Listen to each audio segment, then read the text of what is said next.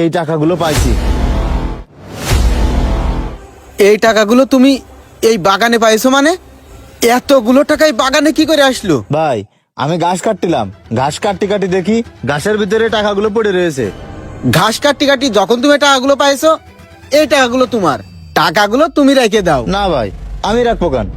আপনার জমিতে কাজ করতেছি, আপনার জমিতে টাকাগুলো পাইছি, এই টাকাগুলো আপনার, আপনি রাখেন দিনই। আরে না না, তুমি টাকাগুলো রাখো, এইগুলো তোমার কাজে আসবে। একটা কথা মনে রাখবা, রিজিকের মালিক আল্লাহ। কার রিজিক কখন কিভাবে কোন জায়গাতে আসে আমরা কেউ কিন্তু করতে পারি না ভাই। তুমি যেহেতু টাকাগুলো আমার জমিতে পাইছো, এই টাকার দাবিদার কিন্তু আমি, অন্য কেউ না। আমি তোমারে করছি, এই টাকাগুলো তুমি পাইছো, তুমি নিয়ে নাও। দেখো এই টাকাগুলো তুমি কোনো কাজে লাগাতে পারো কিনা। আমি তো বুঝতে পারতেছি না কি দিয়ে কি করবো। এই মুহূর্তে বোনটার বিয়েও যদি ভেঙে যায়। কি হইলো? তুমি কি ভাবতেছো? এই টাকাগুলো আমি তোমারে দিলাম, তুমি নিয়ে যাচ্ছি পারো। ঠিক আছে, আমি চলে গেলাম। আসসালামু আলাইকুম। ওয়ালাইকুম আসসালাম।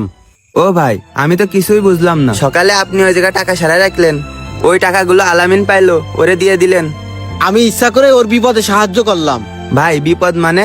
ও ছোট বোনটার বিয়ে ঠিক হয়েছে, কিন্তু এই টাকার জন্য বোনটার বিয়ে দিতে পারতেছে না, না পারতেছে কারো কাছে হাত পাতি, না পারতেছে কারো কাছে সাথী। এই জন্য আমি এইভাবে ওরে সাহায্য করলাম, যেন ওর বোনের বিয়েটা ঠিক মতন হয়। টাকাগুলো আপনি এমনি এমনি দিতে পারতেন ওরে, এত কাহিনী তো করার দরকার ছিল না। ভাই আমি আলামিনরে ভালো করেই চিনি।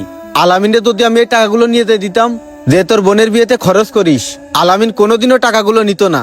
কেননা আমি আলামিনরে চিনি, ও কারোর দয়া চাই না, ও পরিশ্রমী ছেলে।